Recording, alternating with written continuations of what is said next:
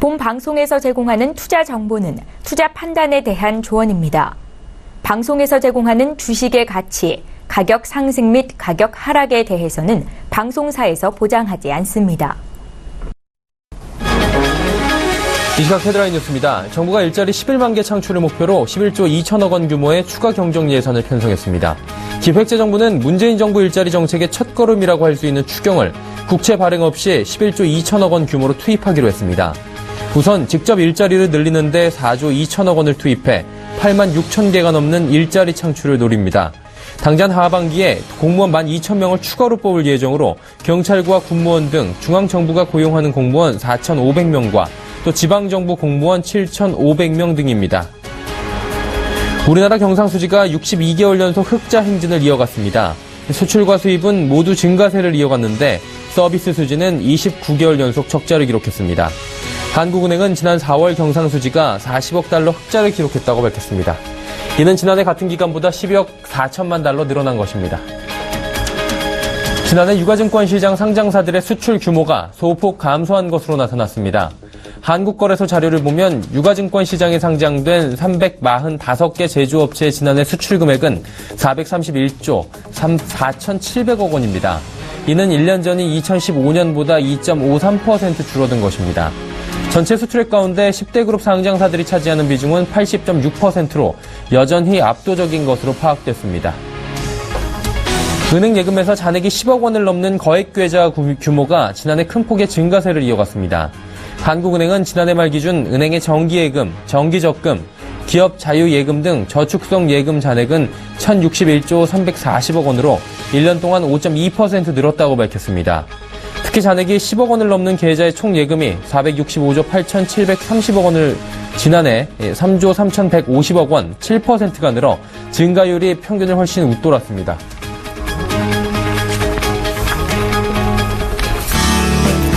시청자 여러분 안녕하십니까. 오늘장 내일장 일부 서정덕입니다. 지난주 강한 반등을 금요일에 좀 보여줬던 코스피가 오늘은 보합권에서 위아래로 움직이고 있는 상황입니다.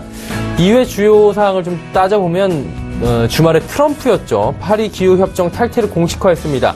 이로 인해서 이제 국제 유가가 끌어내려지기도 했는데 유가에 민감한 우리 산업군들 특히 시크리컬 업종이 지금 오늘 하락폭이 좀 있는 상황입니다. 동반 하락하고요. 제약 관련주들을 제외하고는 시총 상위주들도 그렇고 전반적으로 약세 흐름 이어가고 있는 월요일장입니다. 국외 리스크가 좀 부각이 된 상황입니다. 영국의 테러도 안타까운 소식인데 있었고요. 또 내일이 휴장입니다. 현충일 휴장까지 있어서 관망의 심리들이 조금 더 짙어질 수밖에 없는 월요일장인데 어떤 스탠스로 시장에 대응을 해야 하는지 하나둘씩 또 짚어보는 시간 갖도록 하겠습니다. 코스피 지수부터 체크해 보도록 하죠. 코스피 지수 2371.47포인트의 거래가 되고 있습니다. 0.25포인트, 퍼센테이지로는 0.01% 하락입니다. 말 그대로 약보합권에서 움직이고 있는 코스피 지수고요. 일중 흐름들 살펴보도록 하겠습니다. 일중 흐름 살펴보시면 오르락 내리락 하는 모습들을 좀 볼 수가 있는데 사실 위아래로 크게 움직이진 않았습니다. 장 초반에 2374포인트 약간 상승을 했습니다. 한 3포인트 정도 상승하다가 이내 한 10시경 정도에 10포인트 정도 하락을 했습니다. 2364포인트. 그리고 다시 반등을 노리면서 현재 보합권 수준에서 위아래로 등락을 거듭하고 있는 상황입니다. 자, 오늘 보합권 수준에서 지지부진한 흐름 끝까지 좀 이어갈 것으로 예상이 되고 있는데 수급 주치 한번 확인해 보도록 하죠. 오늘은 외국인 여전히 삽니다. 우리 시장에 대해서 외국인은 오늘도 사주고 있는데 기관이 좀 매도를 많이 합니다. 2,291억 원 기관이 매도하고요. 금융투자, 투신, 연기금 할 것 없이 전주체가 매도합니다. 특히나 연기금이 1,377억 원이나 오늘 내다 팔면서 지수의 하락을 좀 돕고 있는 상황입니다. 지수까지, 시총까지 살펴봤고요. 시가총액 상위 종목도 바로 살펴볼까요? 삼성전자, 그리고 네이버 상승하고 있고요. SK하이닉스, 현대차가 하락합니다. 삼성전자는 오늘 230만 원대를 기준으로 해서 위아래로 움직이고 있는 상황이고요. 현재는 다시금 또 강보합권으로 올라왔습니다. SK하이닉스는 900원 정도 하락하고 있고요. 현대차도 16만 원대 중반에서 다시 16만 원대 초반까지 밀려 내려가고 있는 상황입니다. 다음 살펴보도록 하죠. 한국전력 약보 합권이고요. 삼성물산이 하반 경직성이 확보가 됐다. 그리고 지금 여러 가지 가치 재고가 되면서 14만 원대 중반대까지 어느새 올라가고 있습니다. 현대모비스는 현대차와는 다르게 오늘 2.22% 상승하면서 27만 원대 중반을 넘어섰습니다. 삼성생명이 소폭 하락하고요. 포스코는 2,000원 상승하면서 27만 5천 원대까지 올라갑니다. 11위부터 15위도 살펴보도록 하죠. 신한지주 하락하고요. KB금융이 이제 5만 5천 원을 목전에 두고 있습니다. 상반되는 흐름을 금융주들이지만 가져가고 있고요. 오늘 시크릿컬 업종 좀 어렵다고 말씀드렸습니다. LG화학도 오늘 2,500원 정도 하락하고 있고요. SK텔레콤 모두 1%대의 하락이 지금 기록이 되고 있습니다. 자, 코스닥으로 가보도록 하죠. 코스닥은 반대로 올라갑니다. 660선까지 이제 돌파를 하면서 잘 가고 있습니다. 코스닥은 심리적 지지선 650포인트 뚫고 올라간 이후에 660선까지 브레이크 없이 지금 잘 올라가고 있는 상황이고요. 오늘도 0.4% 거래소와는 상반된 흐름 지속적으로 이어가고 있는 코스닥 시장입니다. 자, 일중 흐름들 만나보도록 하죠. 오히려 전략 구강입니다. 장 초반에 660포인트 아래 659포인트부터 지금 661포인트까지 쭉 올라오고 있고요. 오늘 포인트 잘 달리고 있습니다. 일단 상승 쪽에서 계속해서 움직이고 있고요. 0.4%의 상승 흐름 가져가고 있는 현재 시점입니다. 수급주차 한번 확인해 볼까요? 개인 외국인이 사는데 외국인의 매수 물량이 많이 줄었습니다. 39억 원까지 줄었고요. 개인이 500억 원 사고 있습니다. 양시장 모두 개인 외국인이 동반 매수하고요. 기관은 팔고 있는 상황인데 역시나 기관이 521억 원이나 팔고 있고요. 금융투자가 170억 원, 투신이 127억 원, 연기금이 여기도 많이 파네요. 156억 원이나 내다 팔고 있는 상황입니다. 시총 상위주들 살펴보도록 하겠습니다. 시가총액 상위주들 셀트리온 오늘 1.56% 상승하고요. 카카오의 상승폭이 큽니다. 여러 가지 광고 이익이 증대됐다. 그리고 이전 상장까지 얘기 나오면서 어느새 103,900원대까지 올라가는 카카오고요. CJENM 강보합권입니다. 메디톡스도 0.61% 상승하고 로에는 보합권에서 움직입니다. 자, 전체적으로 시가총액 상위주들 움직임이 좋은데요. SK머티리얼즈는 20만 원대에서 지금 주춤하는 모습 보여집니다. 코미팜도 1% 하락, 휴젤, 바이로메드 오늘 제약바이오주들 전반적으로 또 흐름 좋다라고 체크해드렸는데 휴젤은 어느새 이제 50만 원대 넘어서고 있는 모습입니다. SFA는 100원 정도 하락하면서 89,000원대 기록하고 있습니다. 11위부터 15위도 기록해보도록 하죠. 컴투스가 오늘 상승폭이 굉장히 큽니다. 7.3% 급등하는 모습이고요. GS홈쇼핑이 0.85% 금요일 급등이 나왔었는데 오늘 좀 쉬어가는 모습입니다. 코오롱생명과학이 오늘 4%가 넘게 급등하면서 브레이크 없이 올라갑니다. 코오롱생명과학도 18만 원대까지 단숨에 올라가고 있습니다. 파라다이스 그동안 낙폭이 좀 컸는데 오늘은 200원 정도 상승하고 있고요. 원익 IPS가 3만 원 넘어선 뒤에도 꾸준하게 조금씩 우상향하는 모습들 보여지고 있습니다. 자, 원달러 환율 살펴보도록 하겠습니다. 원달러 환율 오늘 3원 20전 하락합니다. 1118원 60전에 거래가 되고요. 0.29% 하락하면서 원화 강세가 나타나고 있습니다. 국내 양증시 흐름 여기까지 살펴보도록 하겠습니다.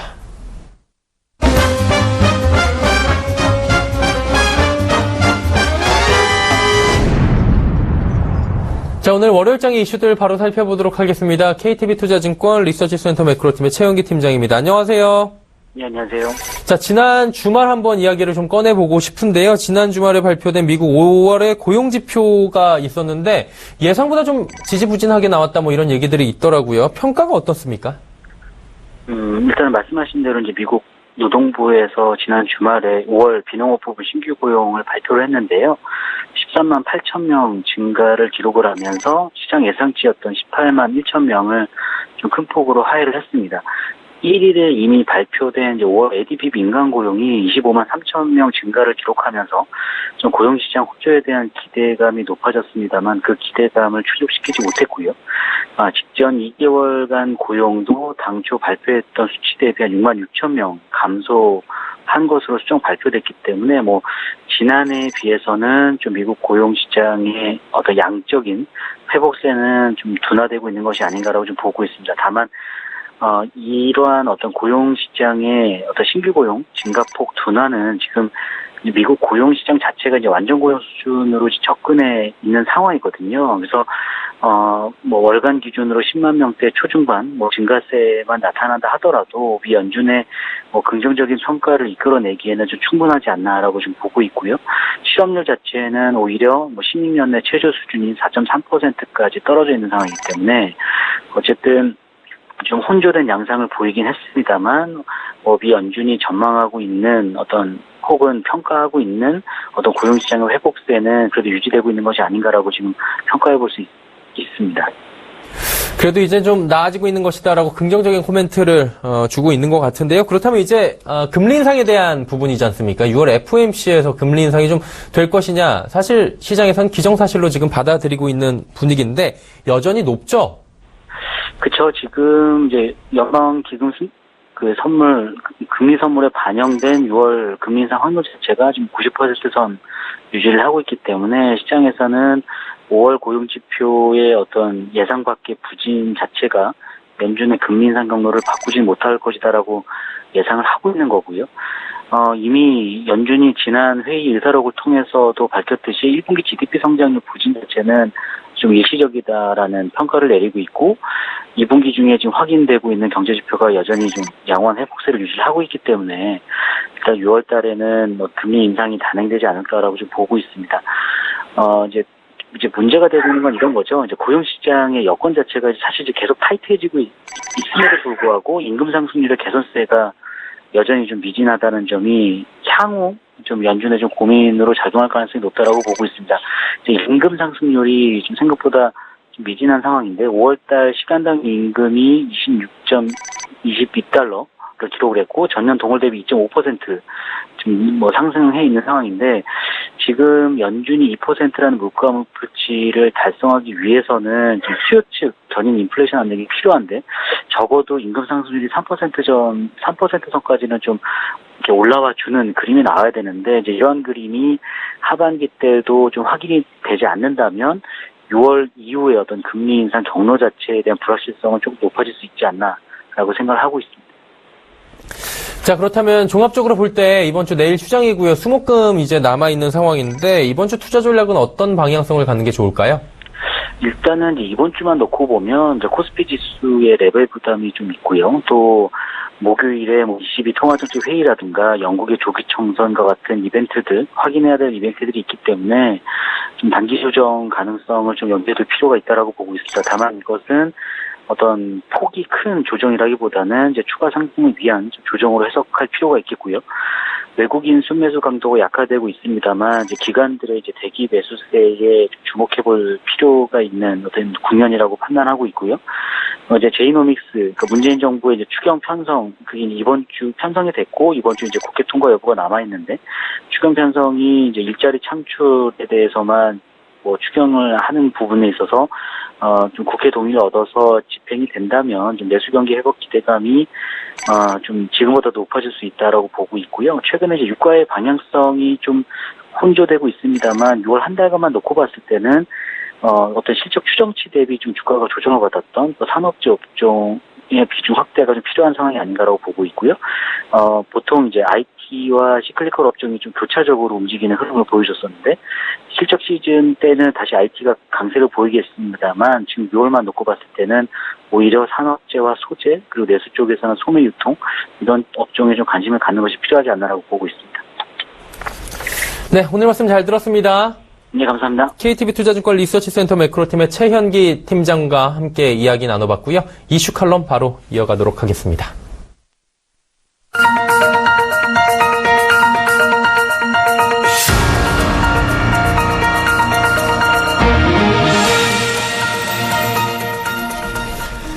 자, 마켓 리더들과 함께하는 시간 이슈 칼럼 시간입니다. 오늘은 미중산업경제연구소 조용찬 소장과 함께합니다. 소장님 안녕하세요.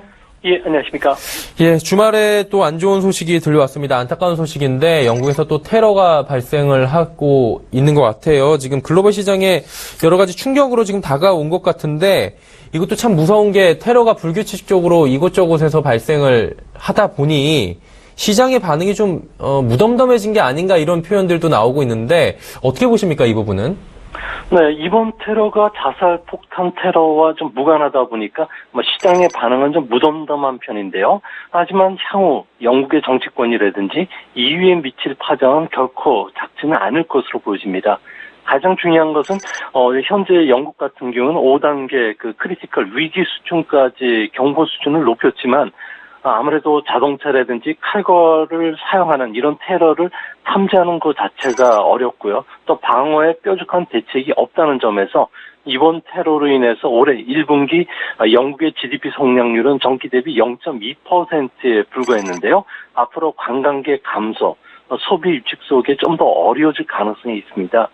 영국은 매년 외국인 관광객이 한 3천만 명을 찾는데요.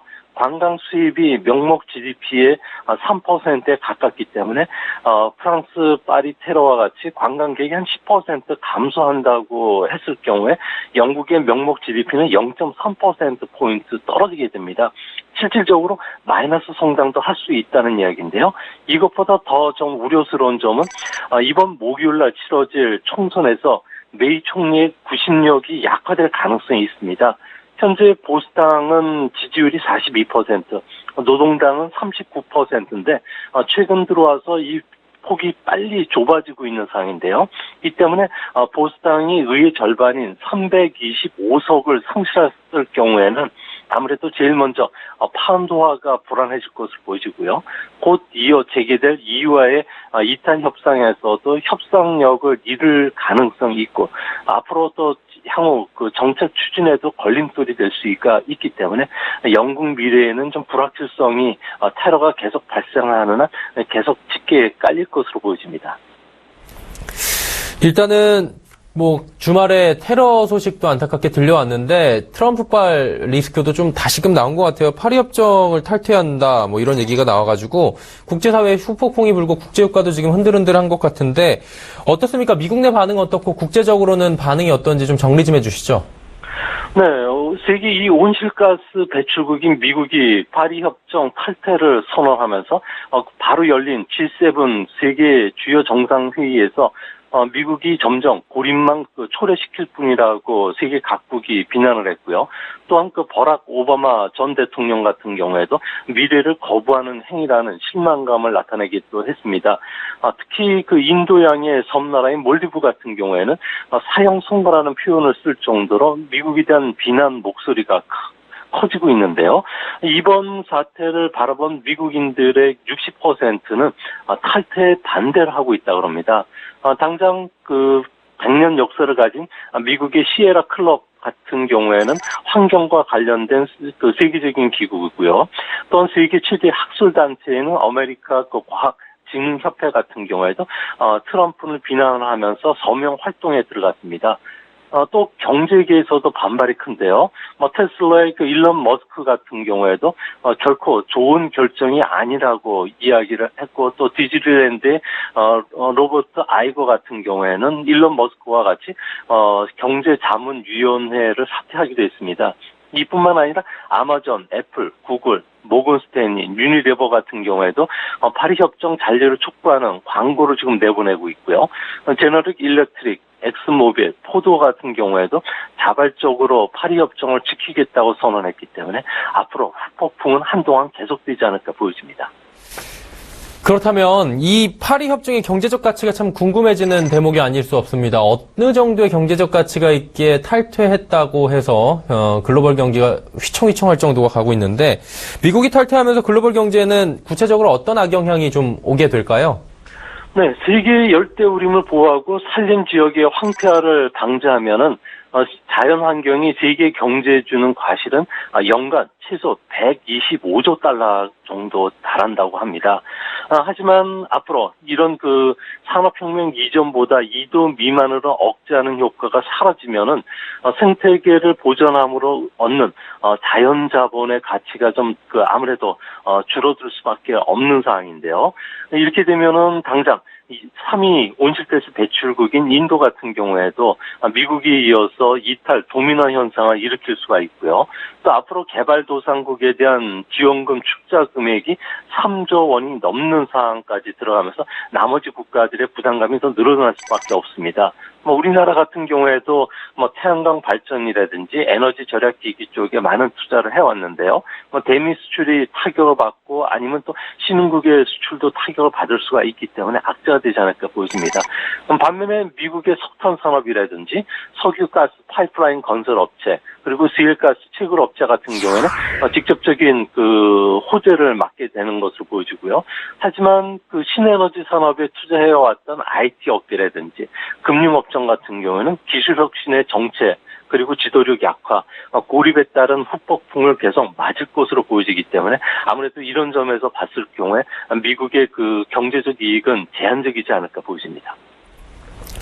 일단은 파리 협정을 탈퇴한다라고 하니 뭐 트럼프 대통령이 미국 내에서도 지금 여론이 좋지 않고요. 뭐 국제적으로는 당연히 지금 비난을 받고 있는 상황인데 어때요? 탄핵 가능성도 조금씩 높아지고 있다고 하는데 이 부분은 어떻게 보십니까?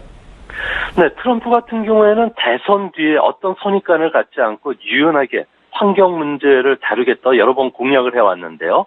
아무래도 파리 협정의 지지자가 작년 이방카뿐만 아니라 사이 쿠시너 그리고 렉스 틸러슨 국무장관, 제임스 매티스 국방장관, 상무장관 같은 온건파들이 이런 그 결정에 지지를 했기 때문에 그렇습니다. 하지만 갑자기 바꾼 것은 아무래도 온건파보다는 그 스티븐 배넌 수소 전략관을 비롯해서 환경보호국 국장처럼 그 강경파들이 러시아 게이트로 불거진 탄핵 정국의 주도권을 잡기 위해서 이런 조치를 내린 것으로 보여지는데요. 이번 조치로 인해서 환경 문제보다는 경제 성장이라든지 고용 창출에 우선하겠다는 자세를 분명히 드러냈기 때문에 탄핵 정국 측에서도 아무래도 지지층 결집이 가능할 것으로 보여집니다.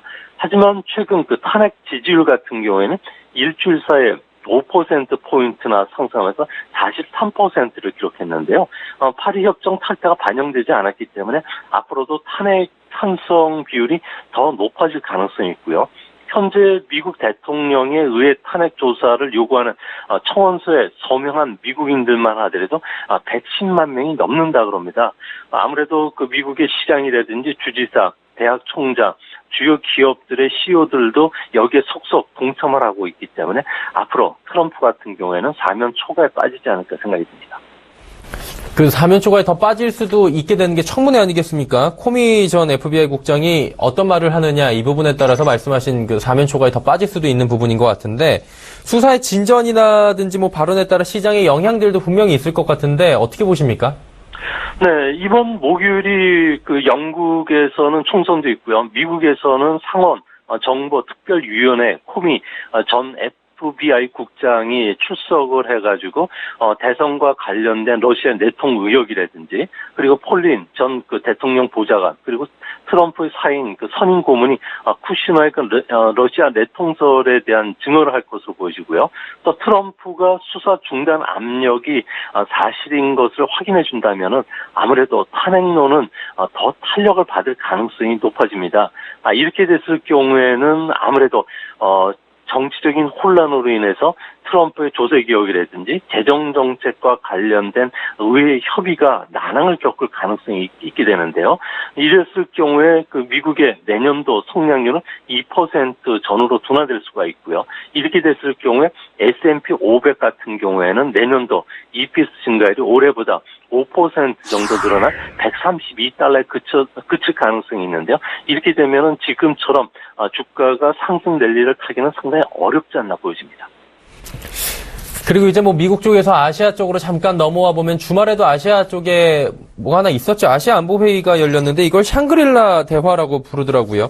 최대 이슈는 역시 뭐 북핵과 미사일 문제였던 것 같은데 국제사회에서 이 문제에 대해서 어떤 목소리를 내고 있습니까? 아무래도 이번에는 그 아시아 태평양 지역의 가장 큰 그 다자 안보회의인 그 샹글리라 회의에서는 핵과 그 미사일 위협의 대응을 강화하고 또 정보 공유를 활성화하기로 했다는 점에서는 국제적으로 북핵 문제와 관련된 이슈를 만드는 데는 성공한 것으로 보여지고요. 이뿐만 아니라 그 미국 정부도 단독적으로 대북 제재에 나섰고요. 또 유엔 안보리에서도 7차 대북 제재를 채택했다는 점에서 향후 북한이 도발했을 경우에는 아무래도 경제적 제재 압력이 더 한층 강화될 수가 있기 때문에 체제의 그 근간을 흔들 수가 있을 거로 보여집니다. 특히 중국도 공산당 대회가 끝나는 11월 전후까지는 북한에 대한 서방과 함께 공동 보조 속에 강경론을 계속 지속할 것으로 보여지는데요. 이 때문에 우리나라 같은 경우는 6개월간은 북한 핵 문제라든지 미국을 겨냥한 대륙간 탄도미사일 발사로 인해서 한반도의 정국이 경색될 조짐은 아무래도 조금 낮아졌다는 점에서는 증시에는 좀 호재가 되지 않을까 보입니다. 근데 이 부분은 증시에 호재가 될 수 있는데 또 다른 부분이 하나가 있는 게 그 사드가 반입된 것 이외에 알려진 것 이외에 더 있다라고 이게 누락보고 부분이 있었지 않습니까? 이게 국내적인 여러 가지 뭐 정치나 안보적으로도 이슈가 되긴 했는데 중국 쪽에서 이 부분에 대해서 지금 또 예민하게 반응을 하고 있다고 합니다. 좀 풀리고 있던 냉각이 좀 풀리고 있던 그 한중 간의 여러 가지 경제적 보복이 다시 가해지는 것이 아니냐 이런 얘기들이 나오는데 어떻게 보십니까 이 부분은? 네, 아무래도 그 누락된 사드와 관련된 문제 때문에 샹글리라 회의에서는 한중 간 국방장관 회담이 성사되지 않을 정도로 다시 외교적 해법을 찾는데 어려움을 지금 겪고 있는데요. 이 때문에 그 중국 같은 경우에는 우리나라 관광산업뿐만 아니라 정세에 민감한 그 롯데 와 관련된 규제 강도를 계속 이어가지 않을까 보입니다. 당장 롯데 면세점만 하더라도 중국인 매출이 그 4월 이후에 한 40% 줄면서 전체 매출도 한 25% 넘게 감소를 한 상황이고요. 이뿐만 아니라 신설 면세점, 카지노 같은 경우에도 영업 단축, 영업 면적 축소까지 나설 정도로 상당히 어려워진 상황입니다. 정부는 7월 독일에서 열리는 G20 정상회담, 8월 한중 수교 25주년 행사 전까지는 정상회담을 추진하고 총리급 인사의 그 교차 방문을 통해서 사드 문제와 관련된 갈등을 최대한 늦추려 하고 있는데요. 이런 부분들이 지금 상당히 그 난항을 겪고 있기 때문에 앞으로도 그 중국의 사드와 관련된 규제 여부가 조금 더 지속되지 않을까 보입니다. 그렇다면 이 진짜 얽히고 설킨 실타래를 풀긴 풀어야 되는 게 현 신정부, 문재인 정부의 과제 아니겠습니까? 미국과도 지금 얽혀있고 그러다 보니 참 쉽지 않은 문제 같은데 이 부분 어떻게 좀 해결을 해 나가는 게 뭐 미중 간에도 그렇고 한중 간에도 그렇고 한미 간에도 그렇고 전체적으로 좀 좋은 그림일까요? 네, 사드 배치 문제 같은 경우는 본질적으로 미중 간의 이익이 첨예하게 대립되어 있는 문제인 만큼 미중을 상대로 한 우리의 그 외교적 해법을 찾는 것은 한계가 있을 수밖에 없습니다. 중국 같은 경우에는 미국이 사드 배치를 통해서 북방 군사기지 활동을 탐지하고 있다. 또 나아가 한국이 MB 체제에 편입된다. 그리고 또 동북아 지역에 세력 불균형이 일어나고 있다고 비난하고 있기 때문에 이 부분에 대해서는 그 사드 철회를 지금 요구를 하고 있고요. 미국도 중국과의 그 패권 경쟁에서 우위를 점유하기 위해서 한국 배치가 필요한 상황이기 때문에 철수한다는 것은 말처럼 쉽지가 않습니다. 이 때문에 미국에게는 사드 배치 문제와 관련해서는 우리 측이 연계 필요성을 좀 더 적극적으로 설득해야 될 것으로 보여지고요. 중국에 대해서는 대화를 통해서 해결해 나갈 것임을 분명히 이해시켜야 되고, 그리고 북한의 핵미사일 개발을 중단한다든지 폐지에 이른다면은 아무래도 사드 갈등은 끝날 수 있다는 점을 설득을 해 나가야 되지 않을까 보입니다. 그런 측면에서 보면은 미국과 중국에 대한 설득뿐만 아니라 북한에 대한 민간 접촉 재개라든지 1.5 트랙의 접촉 같은 경우에도 아무래도 우리가 실효적인 그 외교적 협상 카드를 늘려가는데 좀 도움이 되지 않을까 보여집니다. 네, 쉽지 않아 보이긴 하는데 여러 가지 실타래를 잘 풀어야 될 것 같습니다. 오늘 말씀 잘 들었습니다. 예, 감사합니다. 네, 미중산업경제연구소 조용찬 소장과 함께했습니다.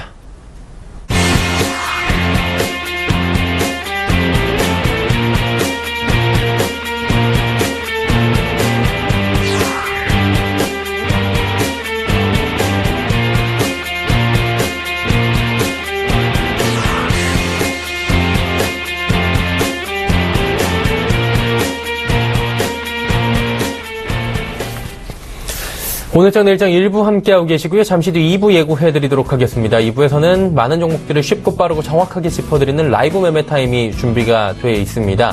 그리고 여러분의 종목 상담도 이 시간에 이어지는데요. 아래 하단에 번호가 지금 나가고 있습니다. 100원의 정보 이용료 추가되는 샵 0082번을 통해서 종목 상담 보내주시면 함께해 주시는 두 분의 전문가가 도와주실 텐데요. 메리츠 종금증권 여의도금융센터의 장기환 부장, AR 인베스트먼트의 오현진 팀장 두 분과 함께하도록 하겠습니다. 잠시 뒤 2부에서 뵙겠습니다. 고맙습니다.